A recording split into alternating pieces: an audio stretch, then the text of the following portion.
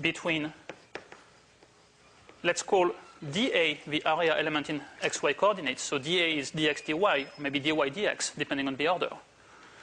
And the area element in uv coordinates, let me call that dA prime, just to make it look different. So that would just be du dv or dv du, depending on which order I will want to set it up in.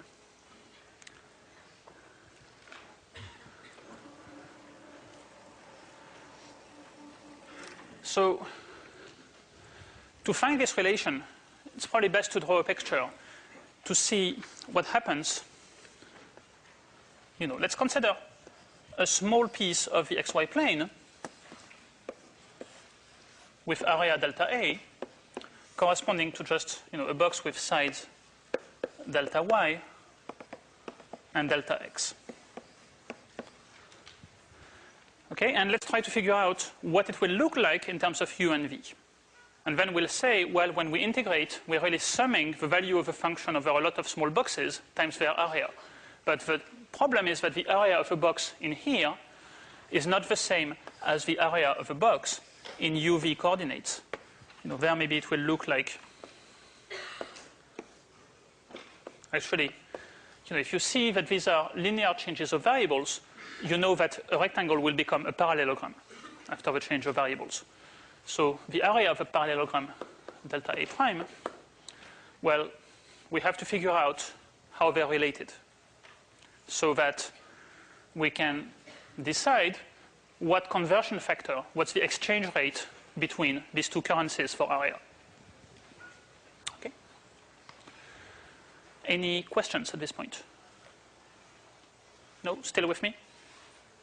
Mostly? I see a lot of tired faces. Yes?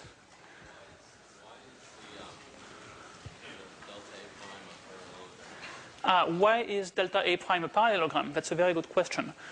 Well, see, here, if I look at this side of a rectangle, say this vertical side, it means I'm going to increase y, keeping x the same. If I look at the formulas for u and v, they're linear formulas in terms of x and y. So if I just increase y, see that u is going to decrease at a rate of 2, v is going to increase at a rate of 1 at constant rates. And it doesn't matter whether I was looking at this side or at that side.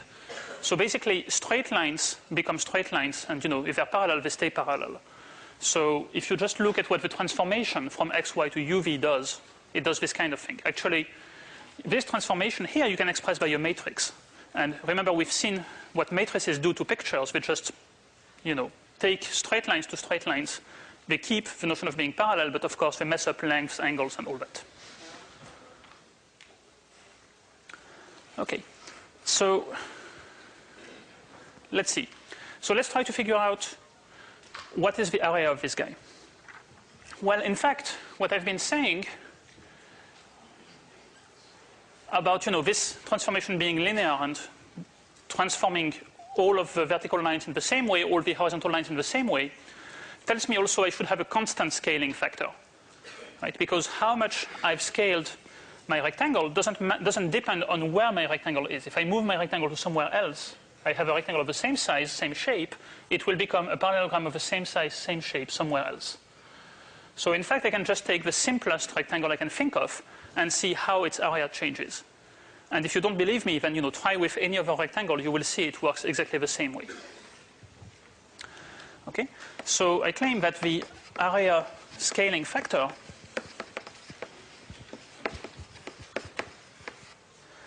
here, in this case, doesn't depend on the choice of a rectangle.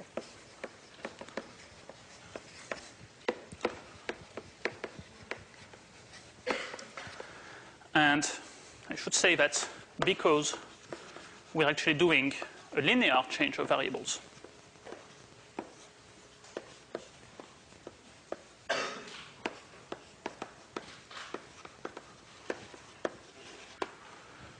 So, somehow the exchange rate between uv and xy is going to be the same everywhere. So let's try to see what happens to the simplest rectangle I can think of, namely just the unit square.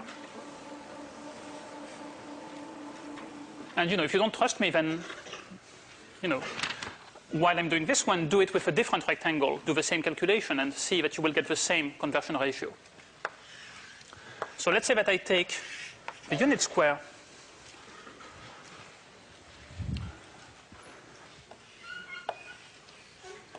so something that has size that goes from 0 to 1, both in x and y directions. Okay, and let's try to figure out what it looks like on the other side. So here, the area is 1. Let's try to draw it in terms of u and v coordinates. Okay? So here we have x equals 0, y equals 0. Well, that tells us u and v are going to be 0. Next, let's look at this corner. Well, in xy coordinates, this is 1, 0. If you plug x equals 1, y equals 0, you get u equals 3, v equals 1. So that goes somewhere here. And so this edge of the square will become this line here. Okay?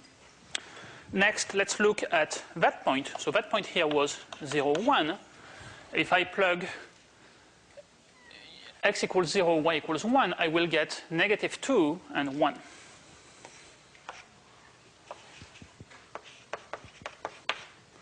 So this edge goes here. Then if you put x equals 1, y equals 1, you'll get u equals 1, v equals 2. So I want 1, 2. And these edges will go to these edges here. And you see it does look like a parallelogram. Okay? So now what's the area of this parallelogram? Well, we can get that by taking the determinant of these two vectors.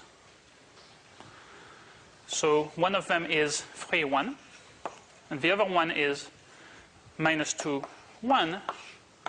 That will be 3 plus 2, that's 5. Okay, this parallelogram is apparently 5 times the size of this square. Here it looks like it's less because I've somehow changed my scale. I mean, my unit length is smaller here than here. So, but it should be a lot bigger than that.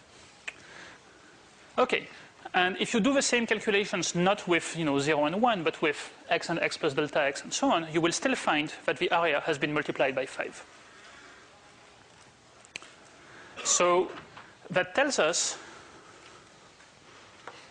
actually, for any of our rectangle, area is also multiplied by 5.